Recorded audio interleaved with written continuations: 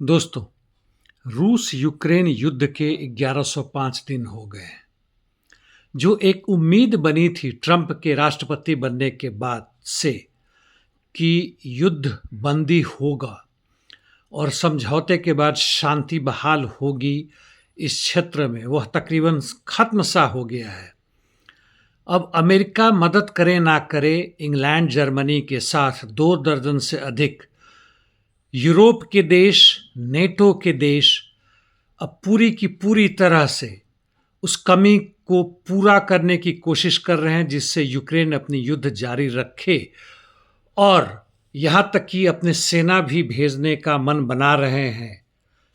गुप्त रूप से तो भेज ही रहे थे, अब खुलेआम रूप से ही भेजेंगे, जिससे कारण यह संभव हो सकता है कि तृतीय विश्व युद्ध फिर से हमारे क्षितिज पर नजर आ रहा है, न्यूक्लियर बॉम्ब के साथ। इस बीच दक्षिणी क्षेत्र में यानी जापोरिजिया, खार्सों राज्यों की स्थिति देखें तो रूसी सैनिक वेलिका नोवोसिल्का क्षेत्र में आगे बढ़ रहे हैं। प्रिविल्ने, वोल्नोए पोल जो शेवचेंको के पूर्व दिशा में है, और वेजिलोए की तरफ। पूर्व यूक्रेन में आए तो कुराखोव में रूसी सैनिकों का ऑफेंसिव ऑपरेशन बहुत ज़बरदस्त जारी है। 2 क्षेत्रों में, खासकर अंद्रियुका कॉन्स्टांटिनोपल एक्सिस और दूसरा इसी अंद्रियुका के साथ नीचे में दक्षिण की तरफ श्रिबने क्षेत्र में।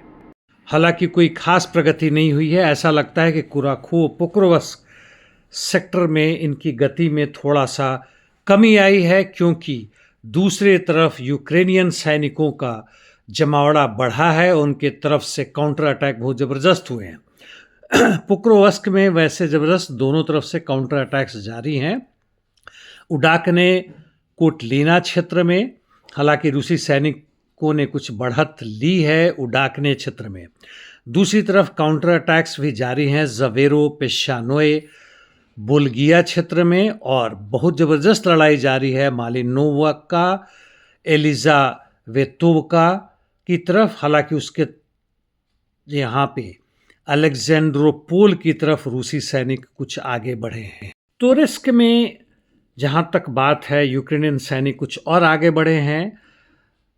लियोनिदिवका और न्यूयॉर्क अमेरिका वाला नहीं है, यहाँ पर भी है, और रूसी सैनिकों को कुछ हद तक पीछे हटना पड़ा है। इसका कारण मैंने कल भी बताया था। यह स्थिति चासिव यार के पश्चिमी क्षेत्रों में है। इन दोनों जगहों से रूसी सैनिकों ने खासी मात्रा में वहाँ से हटाए गए थे और दूसरे क्षेत्रों में लेकर गए थे, और यह भनक किसी न किसी तरह से यूक्रेनियन को पता चला। अब आते हैं नॉर्थ ईस्ट यूक्रेन में कुपियांस्क क्षेत्र में। यहाँ पे रूसी सैनिकों की बढ़त जारी है। पेट्रोपावलोवका एरिया में यानी दवोरिकना ब्रिजहेट में यहाँ पे दोरोशेवका पे पूरी तरह कब्जा कर लिया है। कुरिलेंका की तरफ भी बढ़ रहे हैं, और इससे मतलब यह हुआ कि ये लोग अब कुपियांस्क से मात्र 3 किलोमीटर रह गए हैं। अब आते हैं सूडजा क्षेत्र में, जहाँ रूसी सैनिकों की बढ़त काफ़ी तेज़ी से है। सूडजा क्षेत्र में नोवाया सोरोकिना, क्रुगलेंका और निकोल्स्की पर कब्जा करने से ये आगे बढ़ रहे हैं, और मलाया लोकन्या के लिए लड़ाई जारी है, जहां की यह बाहरी क्षेत्र में पहुंच गए हैं। एक दूसरे के दूर दराज क्षेत्र में बमबारी करना यानी इंटरडिक्शन मिशन दोनों तरफ से बहुत ज़बरदस्त जारी है। पैलेस्टीन, लेबनान, इजराइल में कोई खास परिवर्तन नहीं है, सिवाय इसके कि नेतान्याहू ने आदेश दिया है और गाजा पट्टी में जो मानवीय सहायता आ रही थी उसको बंद कर दिया गया है। सीरिया में अब आईडीएफ ड्रूज कम्युनिटी के लिए काम करेगा, यानी सीरियाई कम्युनिटी को तोड़ने की कोशिश है, और पीकेके का सीज फायर शुरू हो रहा है तुर्की के साथ। डेमोक्रेटिक रिपब्लिक ऑफ कॉन्गो और सूडान में भयंकर लड़ाई जारी है। इसकी चर्चा फिर कभी बाद में विस्तार से करेंगे। इतना बता देना काफ़ी होगा कि पूर्वी क्षेत्र में जहाँ तक कॉन्गो की बात है, M23 रेबल्स जहाँ घुसे पड़े हैं, जनता की स्थिति बहुत भयावह है।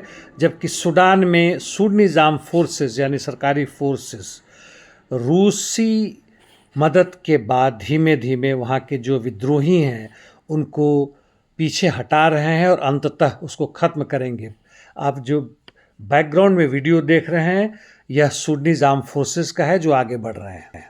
पूरे विश्व में एक मंदी का दौर आ रहा है और उसका नज़र आप देखें तो अमेरिका से लेकर भारत तक में शेयर मार्केट बहुत धड़ाम से गिरा है, जो कि बार बार होते रहता है। मैं इतना ही कहूँगा कि आप इसमें यदि घुसे पड़े हैं, छोटे और मझौले निवेशक हैं, तो भाग लीजिए। जुआ खेलना अपनी ज़िंदगी की मेहनत की कमाई को बर्बाद करने की बात है और कुछ नहीं है।